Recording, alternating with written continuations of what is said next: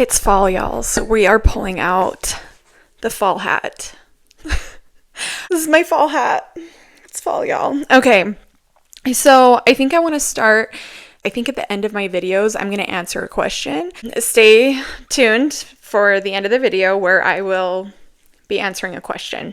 Today's topic is the unexpected betrayals associated with escaping your abuser.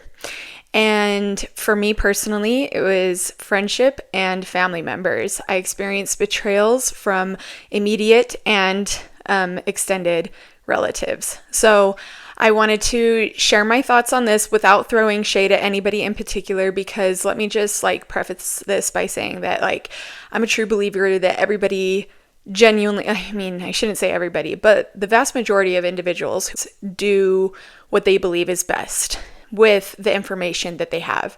So, that being said, I support people. I support people for making their decisions. I support people in deciding not to, side with me or choose me in any situation. I support people fully in deciding for themselves what they think is best with the information that they have. However, I'm just going to delve into kind of what that experience has been like for me and how I am handling it up to this point, because I actually had a pretty rough week. I had a triggering experience this weekend that has kind of led to a rough start to my week, and there were tears that were shed and some feels that were felt, and it just made me realize hey, this is something I should probably open up about and talk about, because I know that there are so many people escaping abuse or who have escaped abuse that are experiencing unexpected betrayals. This is just something that came as an unexpected plot twist in my experience, was just the betrayals that came along with it that I was not expecting. So when I decided to leave my abuser, and I've had other abusers previously, that I had decided I've always decided to just kind of keep my stories to myself. And throughout my life, I've always just kept my stories to myself. There's a couple reasons for this. One is I feel very uncomfortable with the idea, and I feel like it doesn't align with my moral compass to share my truth if it reflects negatively on another person's character. Now, I'm not throwing shade at people who do decide to do that, because I can totally, completely understand. There's nothing wrong with that. There's nothing wrong with telling your truth, right? However, I just ultimately decided I felt better. And I felt like I could sleep better at night if I just kept my story to myself. 4 individuals on planet Earth that I have shared pretty intimate details about certain abusive situations. Other than that, it's left up to just little revelations and comments here and there on my part, as well as just speculation on everybody else's part. So if you think that you probably don't. Because like I said, I can confidently say there's probably 4 individuals on planet Earth. Even my therapists, I was vague with. I didn't share details with my therapists. So that being said, people who think that they know about my situation know probably nothing. They know only their own personal experience with their own abusive situations, or anything that kind of can reflect even remotely close to an abusive situation, and so they project their own experiences onto me. Any speculation has been projected onto me based on their only source of knowledge, which is primarily my abuser. Secondly, I have kids. It would be harmful for my children to be made aware of the details of the abuse and the details of the abuser. So I really just remain silent to protect my children, their happiness, and their relationships with these individuals. So upon making the decisions to separate, detach, create distance between me and main abuser and the abuser that I most recently separated from in my life, right? This abuser had a lot to say. And I want to just kind of call everyone to reflect on the type of individual that that has a lot to say. So let's just give an example here. Let's put it that way. You're with somebody, you've been with them for a while, and they are breaking up with you. Let's say that it's a friendship breakup. Let's say that it's a romantic breakup. Let's say that it's a marriage breakup. Let's say that it's a familial breakup, okay? They are breaking up with you. Now, what extremes are you willing to go to maintain really, really close ties, friendships, family with that person's family and friends? Why or why not? Just think about it for a second. Just imagine that somebody that you love very much is breaking up with you. Think about why you would start integrating with that person's family and closest friends out of nowhere, and why would you want to share and air out your ex's dirty laundry to them, and why would you want to get their loyalty? Why would you want to earn their loyalty or be the source of their betrayal towards your ex?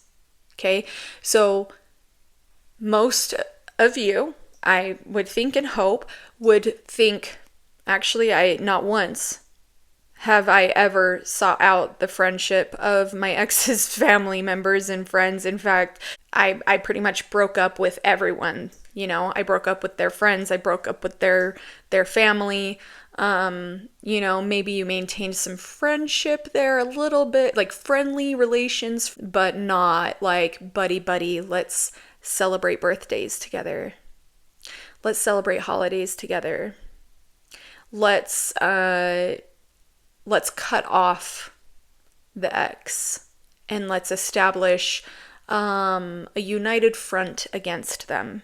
Usually when the breakup happens, we lean into our people, they lean into their people. Clean break. Doesn't have to get messy, okay? So, it's actually not uncommon for abusers to seek out allies within their victim's family. This is actually very, very common. Many people will be able to relate to this. So that's why our situation is the exception, not the rule. As far as breakups go with healthy individuals, people might not believe the victim that they were being abused.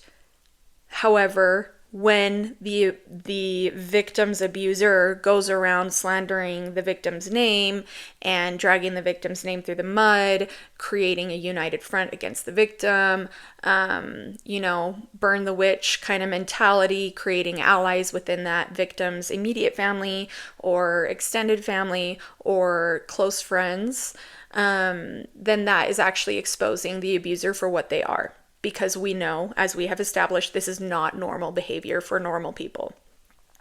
What the abuser is actually doing, whether they are aware of it or not, is they are trying to maintain whatever power and control they still can over their victim. So at this point, the abuser is acknowledging and aware of their loss of control. They're realizing, I'm losing control. I'm losing power, which is what they're all about. And when they start to lose that power, start to lose that control, they think, well, in what ways can I gain or gain power over my victim as they're slipping through my fingers? I can slander their name. I can throw dirt on their reputation. I can isolate them. The abuser is very good at making friends and very, very charismatic and knows what certain people will need to hear, in different groups, different scenarios. They know how to mask in order to gain favor in various groups. They know how to play the game. They know how to play it right. This is why they get away with what they do. This is why they're able to get away with what they do for so long. This is why they've been able to get away with it their whole entire lives. They know what they're doing. They know how to play ball. They're not amateurs. These people are NBA, NFL, Olympic gold medalists at deceiving, master of deception, and they know exactly how to get away with their abuse, even with their victims. Their victims will often go 4 to 7 years before they recognize that they're being abused. And this is not uncommon. You can read about this in case studies in psychology. So it's actually very common for an abuser to be very, very successful at what they do and to actually get a lot of people on their side. They know what they're doing. So there's no shame in falling for their tactics. I don't shame or blame any of my friends and family members who have chosen my abuser's side over my own, because I fell for these tactics. Obviously, I fell for them, and I fell for them for many, many years. It took me a long time to open my eyes to the truth and to the reality. So if it took me that long being intimate with that person, how much longer will it take from somebody on the outside who's not intimate with this person? So they could go their whole lives thinking that this person is telling the truth and never know. So I cannot blame and I cannot shame. I understand why my family members and my closest friends and some other people, I understand why they believe my abuser, because so did I. Now, originally, at the onset of these betrayals, like I said, it was the single most painful experience of my life, facing these various forms of betrayal. And, I don't like to think back on that. I would rather remember the abuse than remember the betrayals that happened after my escape from my abuser. The betrayals were actually infinitely more painful and traumatizing. And so it's actually traumatized me in so many ways. I now have a harder time making friends because I now have friendship betrayal trauma and just fear of losing people, fear of abandonment, and of betrayal trauma, abandonment trauma, and friendship betrayal trauma. I have also experienced some social anxiety because of that, not just with people that I'm not related to, but especially people that I'm related to. So I found that I have withdrawn a lot from probably all of my relatives and family members.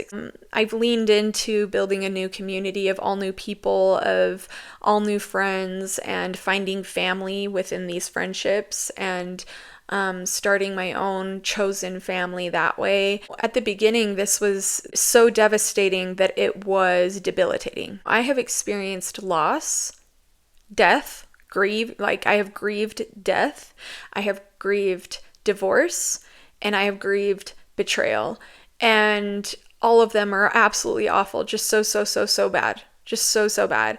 But there is something particularly wicked and stings in a different wicked way with betrayal that it's just one that I would rather not revisit.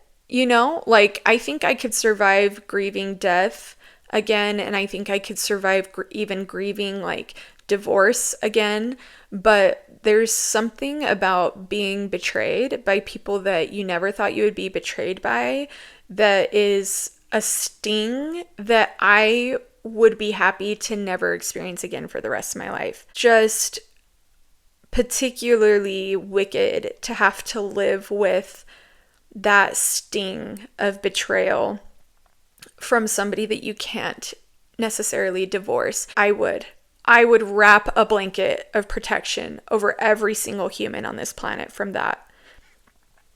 I just can't, I personally, like, I just can't really fathom anything worse and more isolating and more lonely and more atrocious and ugly. And the realities there are just...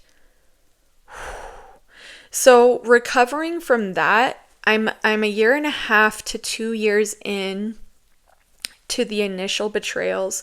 And although, like, you can see, I can talk about it right now without crying, even though I feel like it. Like, I have a lump in my throat and my eyes are stinging. I can talk about it without crying. Like, I can actually speak the words. Before, I couldn't even speak it. It was so painful. It couldn't even come out of my mouth. I couldn't even say the words. But now I can speak about it, and I can speak about it without crying openly. I'm crying on the inside, but I'm not crying openly outwardly. And that's progress right there. There are certain family members that I am now okay with sharing a room with and sharing a space with without having a full-blown panic attack. There are others that I still can't. There are others that if I had to share a space with, share a room with, I would probably have a full-blown panic attack, like unable to breathe. You'd have to rush me out of the room, put me in front of a freezer with ice cold air, like, I don't know. So there's definitely a trauma response there that I do not have control over yet. So the process has been grueling. Time has been the only mender to those wounds because no effort has been made on any side to mend the relationship or mend the wounds, and no effort has been made on any side to right the situation. And so these people who chose my abuser's side still choose my abuser's side. And so with that being the situation, it's just kind of like, although I respect it, I also understand it, and I don't shame people for believing the charisma, falling for the lies. I don't blame them because so did I. I don't throw shade at them because I was there too. But I also have, let's say that I have a capacity cup, right? I have a capacity cup. If there were like measurement lines, that would be great. But like, let's say I have this much dedicated to my kids, and then I have that much dedicated to myself, and then I have that much dedicated to my growing business, and then I have that much dedicated to my schooling.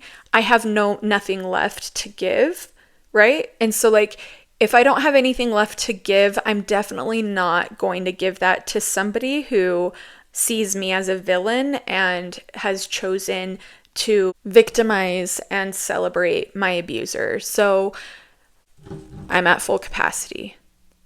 So if I do make space for anything else besides what I need to make space for, what I'm making space for now, it's going to be for people that I love and that love me and that make me just feel like $1,000,000 and add to the quality of my life. Why would I harm myself by making space for something that is actually very, very destructive to my mental health, to my well-being, to my spirits? All the progress that I've been making, everything that I've done, all the work that I've done on myself up to this point would just be chipped away every time that I abandoned myself to make space for somebody who already gave me the middle finger. It just doesn't make sense. Mutual respect here. You can respect me for making space for only the things that I need to make space for and the things that I want to make space for. And I'll respect you for never talking to me again and adopting my abuser as your new family member. That's fine. Like, you have your happy life and I have mine, and we are good. We're good.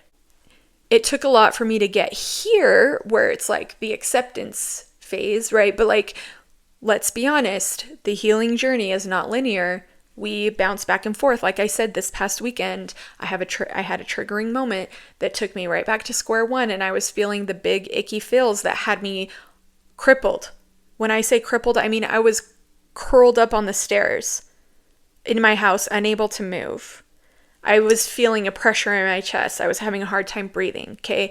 I was having a full-blown panic attack. So it took me 3 days to just kind of work through that and maneuver and navigate and get back to the acceptance phase. And that's not how it is every time. Sometimes it's not 3 days. Sometimes it's less. Sometimes it's a lot more. So the healing phase and the healing journey when dealing with trauma and PTSD, it's not linear. There are a lot of like ups and downs and like it's a roller coaster. When they say it's a roller coaster, it absolutely is. To get back to the acceptance phase and just being good with myself and being good with my truth and knowing my truth and knowing that God is my witness and finding a lot of empowerment in that. Finding a lot of power in the fact that the higher power, the highest power, the creator and operator of the universe is my witness. And really, when I think about it, that's kind of the only witness that matters, not necessarily to me in this life and this phase of my life. I definitely need other witnesses to back me up and support me, which I have. Like I said, I have 4 humans on this planet Earth that know a lot of my secrets. And although, unfortunately, in this world and in this life, the abuser wins, the abusers win. Whatever karma is coming their way or comes their way, that is all on the universe's timeline. That's out of my hands. That's out of my control. And so I just leave it up to the universe to have that karma come back around to them. And I trust that process. I know that process happens. I know that works. I know how that works. I know that what you put out into the world, it comes back at you. I know that eventually justice will be served in its own natural way. Right? Natural justice, natural consequences for that person's own actions. Bitter truth that nobody wants to hear right now, especially as they're dealing with the current betrayals that are happening. But the really, really nasty, ugly truth is that you're better off without those people.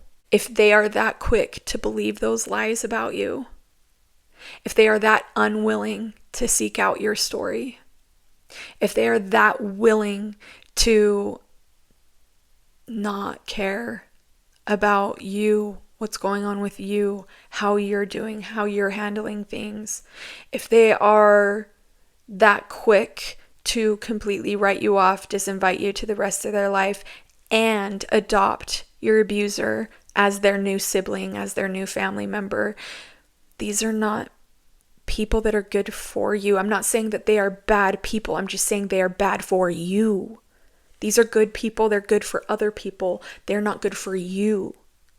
I'm not saying they're toxic. They would be toxic for you. And you might be bad for them and you might be toxic for them. Right? Like, let's not throw shade. Let's not say they're toxic. They're toxic. You don't need them. Really, it's just you don't need each other. Yes, it felt like something akin to being disemboweled. I imagine being disemboweled would be equally as painful. Okay, that's what it felt like. It felt like burning up the cells that make up me. It felt like being amputated, losing parts of me that I wasn't ready to lose. I didn't think I was going to lose them. I wasn't prepared for that. Shock. It's shocking. It came out of nowhere. It's scary. It's devastating. All of a sudden you're dealing with a loss that you weren't expecting that came out of nowhere. And it's more than that. It's more than a loss. It's like now those parts of you are actually at war against you. Things that were a part of you before, your amputated parts, your disemboweled parts, are now being created to come against you. And that is a whole different beast. Betrayal is a whole different beast. Grieving loss is one beast. Betrayal, completely different beast. So I thought that with escaping abuse, you would be rallied by allies and support, but I had the opposite. Discarded. I was discarded by most of the people who meant the most to me or meant anything to me. So my closest friends, my closest family members, and relatives. Okay. She cries not when talking about her betrayers, but when speaking to the betrayed and offering comfort.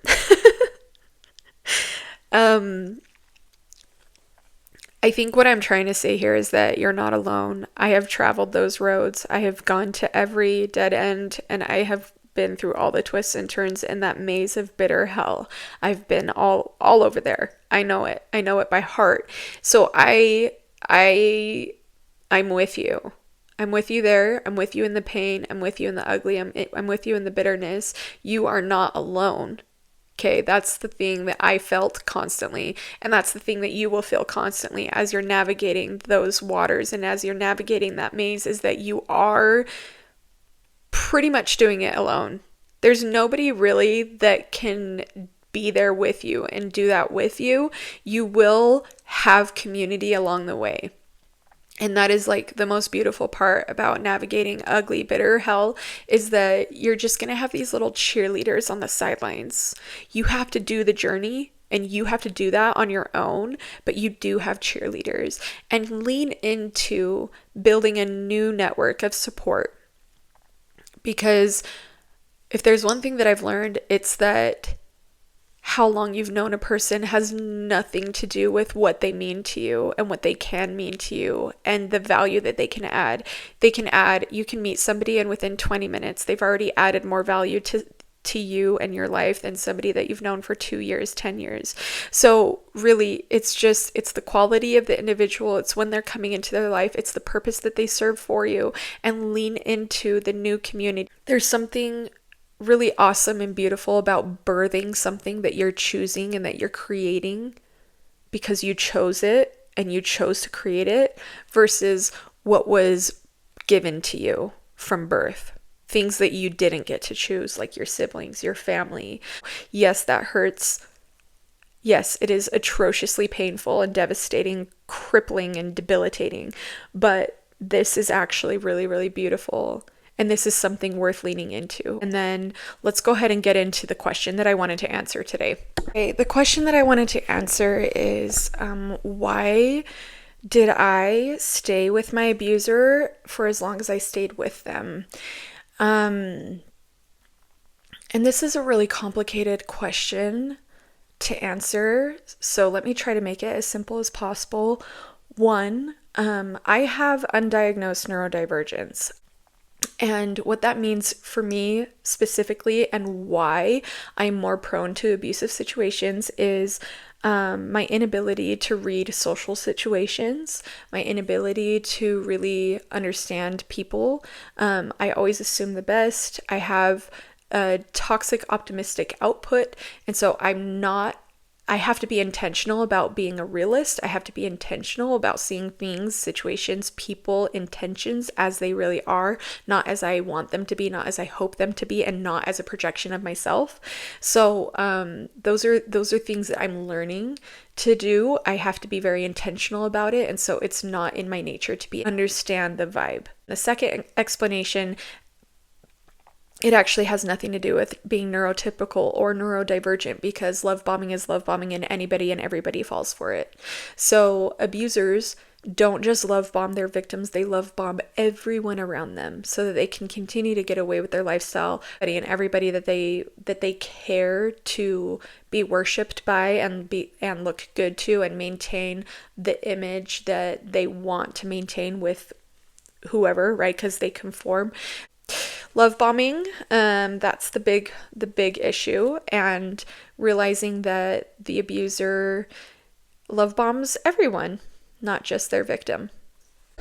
However, that is the reason why a lot of victims fall for their abuser to begin with and create an attachment to that abuser, because the abuser will present themselves in a way that is everything they could have dreamed of and more, and they feel lucky to have them. And that's part of the abuser's play. Their playbook is to make sure that their victim feels lucky that they are chosen by them. And so when you are constantly, when you have that belief that is now being nurtured and fostered to become a core belief that is nurtured and fostered over time, it becomes a reality. And so the victim doesn't know reality from this portrayed reality. It becomes muddled. When you live in this world, you can't really see truth and reality when you're in an echo chamber with a really, really, really loud, dominating voice. The other reason is, as a woman and single mom in this economy, it's really, really hard. And so I can see why people wait until their youngest graduates high school to get a divorce or to escape from their abuser, or they wait until something happens. Something needs to change and make more sense in order for this victim to leave their perpetrator. So for me, it was like the weight of the economy, the fears of being a single mom to such little kids, and knowing that there's no way in hell that I'll be able to make it on my own and be able to support them on my own. Those things that kept me as long as I stayed. And realizing how serious the situation was, I knew that I needed to do whatever it took and survive whatever struggle it existed in this patriarchal society that was basically built to bully women into marriage and to stay in marriage. I decided to take on those battles. I hope that answers the question. Let me know if you have any other questions. Okay, love you. Bye.